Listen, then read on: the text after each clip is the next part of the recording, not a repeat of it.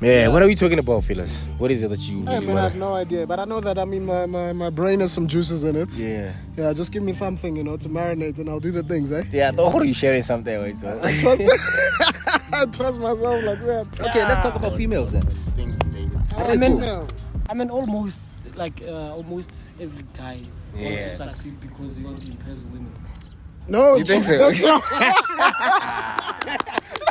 Okay, that's your own. That's perfect one. What are you saying? Out of 10, 80% or 8 guys want to succeed because they want to impress women. Let's create like a poll right now. Klare hair, Lamfit. Do you want to succeed because of women? Nah. For me. I do. No, there's a gray area. It's not black and white. Yeah, Okay, it's not black and white. 50% is for myself and my family and so forth. Yeah. And 50% I want to, get it. Yeah, also you. Not entirely.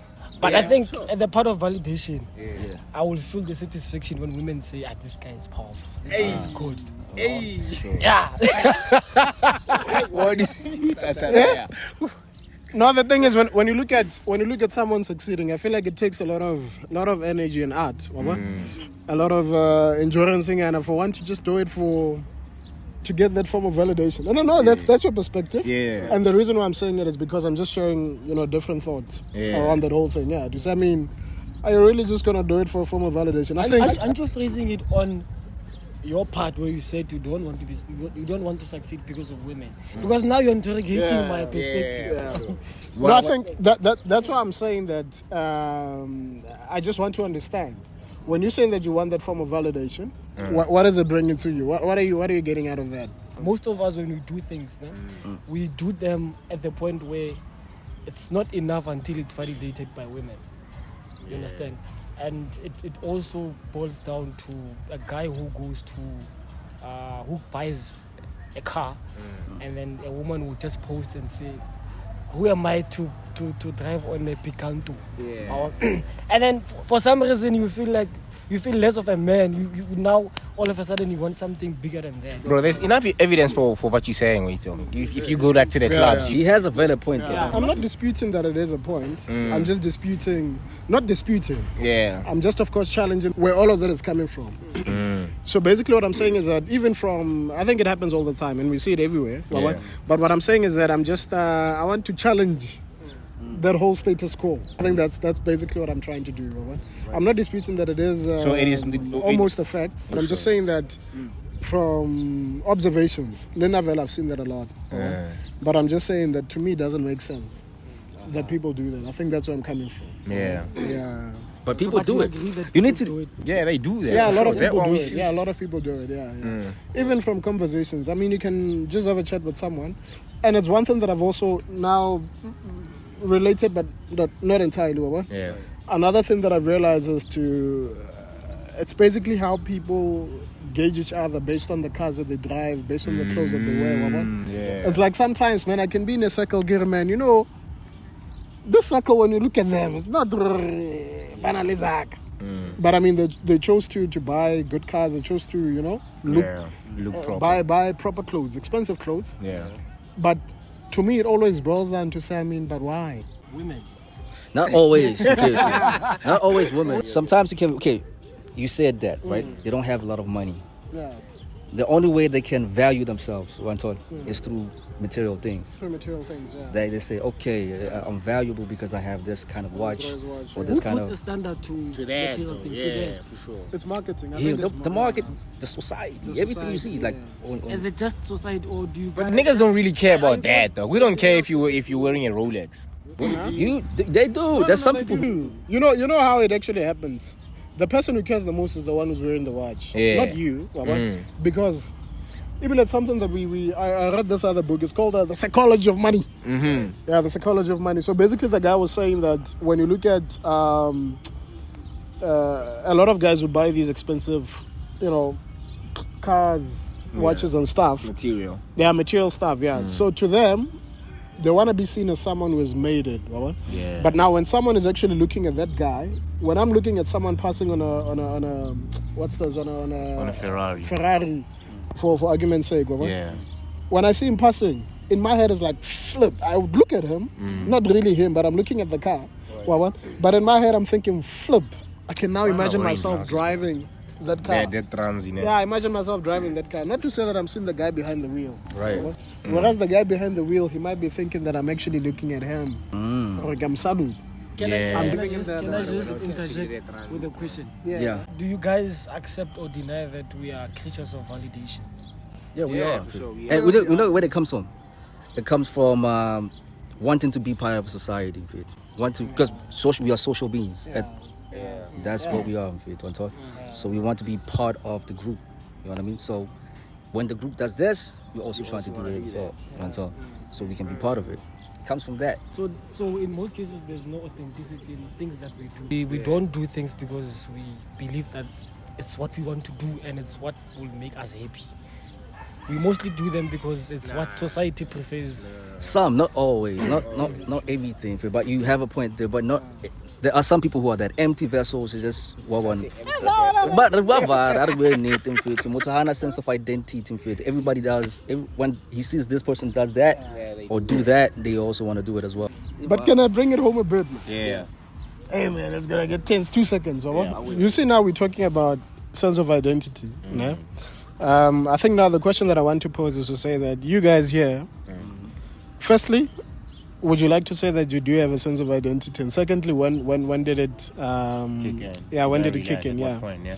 At what point did you have a sense of identity? Wait, look. Yeah. I think a sense of identity comes with struggles and how you navigate your way out of those struggles. You get to get a sense of who you really are. You get to say, okay, that and how do I approach them? And how can I fix myself in order to fix these things and these kind of problems? In those struggles, you get a sense of who you really are and can say best for it. You understand? I think that's how you get a sense of identity, through struggles and through overcoming those struggles. That's my point. That's a dope one, but I think what I'm asking is to say that personally do you have a sense of identity? Yeah. And also, when did you realize? Really when, figured it out. When did you come to that realization? Over that, okay, your this is date. who I am? Over there, like a date, like No, December like you can 3rd. say at one point, maybe when I was 13. Oh, or okay. When I was after varsity. Or Exactly. After When I got into whatever, varsity, when I got into varsity and I got to see different personalities. Yeah. Yeah, we still rolling, mister. Yeah. Yeah, I'm like when I started going to varsity in Fitu, I didn't know what was going on with me until I actually started smoking weed because I felt like I didn't have a group that I belonged to. So let me just do this so I can feel like, okay, I roll with the stoners, so I want something like that. Yeah, that was me. And then from there, I was like, no, that's not me. Let me figure out how I can beat this thing and try to find myself. And through that, I found my sense of identity in it. Varsity. For me, it's still difficult because I'm not like really 100% sure, okay, I am this guy. I'm still figuring out myself. I'm still learning new things about me. 1 minute I'll say, shit, this is me. And then I realize, I was riding a wave here. No, so it's an ongoing thing, man. I get to meet myself as life goes on. You know, I think this guy is saying something that I've been battling with it the past 2 minutes. Because I've been trying to ask myself, have I identified which part of me is more of me? Right. When do I say this is me? And is it when I've overcome something and then I see how I can stretch my ability to or my capability on struggles and all of those things.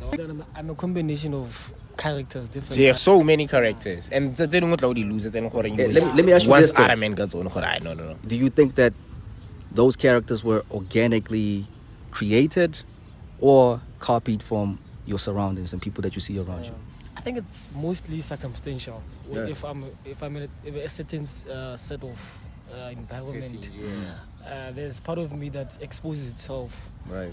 to relate to the surroundings. Yeah, man. So in a different set of scenario, I would be a different person relating to that scenario. So yeah, I wouldn't say it's instilled in me. Yeah, it's just circumstantial. Sure. Yeah, that's what I believe. Are you certain when I go in this is me, bro? This is who I am. When I get high, when it's cold, This when is who I am. when I get okay. Yeah. I think for me it's been and I'd say that it's still it's an interesting journey, right? Yeah, because I think in high school there was an identity that I formed for myself, right? An identity that I found myself to be. I know it's gonna sound like tautology, but there was a form of identity that I identified myself with. Back then, it was fully formed. This is now in high school. Yeah. Then when I went to varsity, I think it was a very. I mean, that guy was still intact, but I think over time I actually realized that there was a number of different walls that within that identity that I built around myself. And that was also because of what that identity actually entailed. So then in varsity, then I had to actually start now putting down some of the walls, but of course carefully so. It's not things that take me out of character, but basically things that still you. Yeah, it's still me, but you'd actually find that because of these walls, there's a few barriers and a few biases that actually, I instilled within me. And also my landscape was very short-sighted, just in general. So over that via varsity times, I think that's when a lot of walls and a lot of things actually started going down, and also meeting different people. Because I think in varsity there, man, I met a lot of different people, man, from different backgrounds or what. So it's like even things that I was not even exposed to, coming from a very small town, Mafike. That's where I'm coming from, Maf Jozi.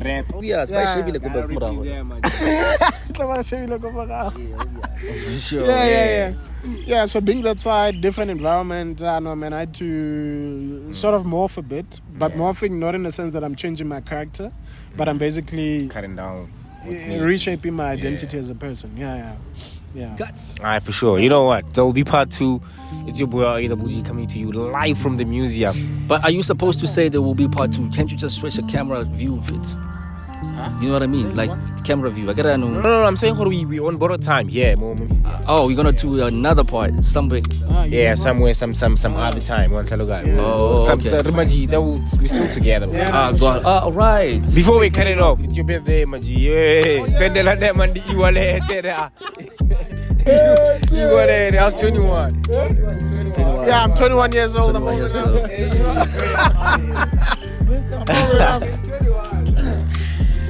Don't get fooled.